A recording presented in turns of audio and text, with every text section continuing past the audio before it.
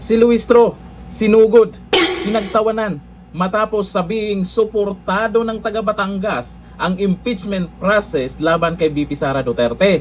Yun nga lang, dito sa isang post, puro tawa ang mga yan at ang matindi, yung mga tumatawa ay karamihan taga Batangas. Tiningnan ko yung mga comment dyan, maraming mga nagpakilalang taga Batangas sila. Tiningnan ko yung profile, may mga legit talaga na taga Batangas na kung saan ay hindi pumabor dito sa pinagyayaw-yaw ni Luistro.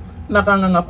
Ayon sa post na yan, ibinahagi ni Batangas Representative Luistro na ang kanyang mga kababayan ay suportado ang impeachment process laban kay Vice President Sara Duterte.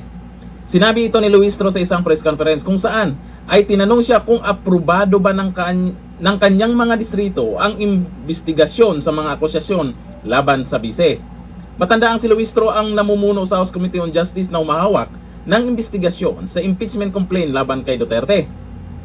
Ito ang reaksyon ng mga taga Batangas. Ito si Luistro, basta lang may mayaw-yaw, no?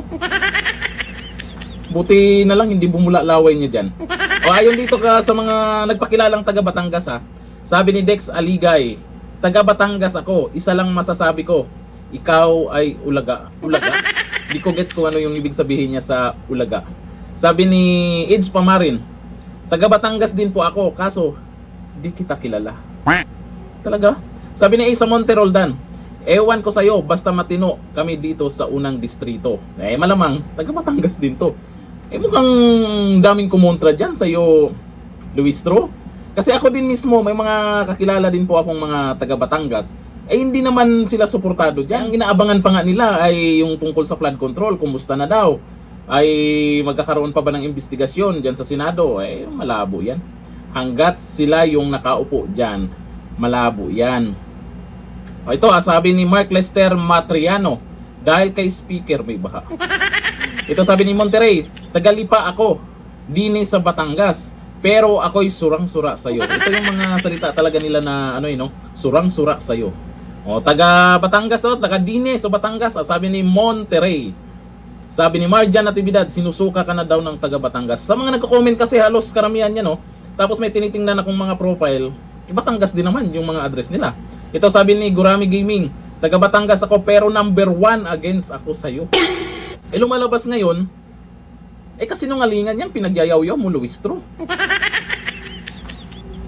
Malamang hindi totoo yung pinagsasabi mo. At baka yung sinasabi mong kababayan, baka kapitbahay mo lang.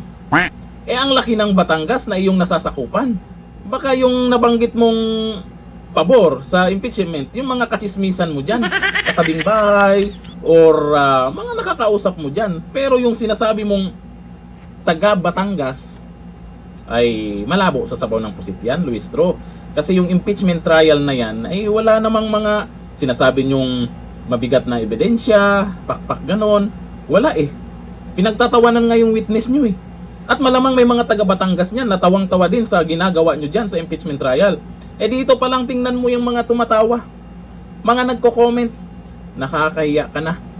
Kayo, yung atat na ma-impeach si VP Sara. Hanggang dito lang, thank you. Bye-bye.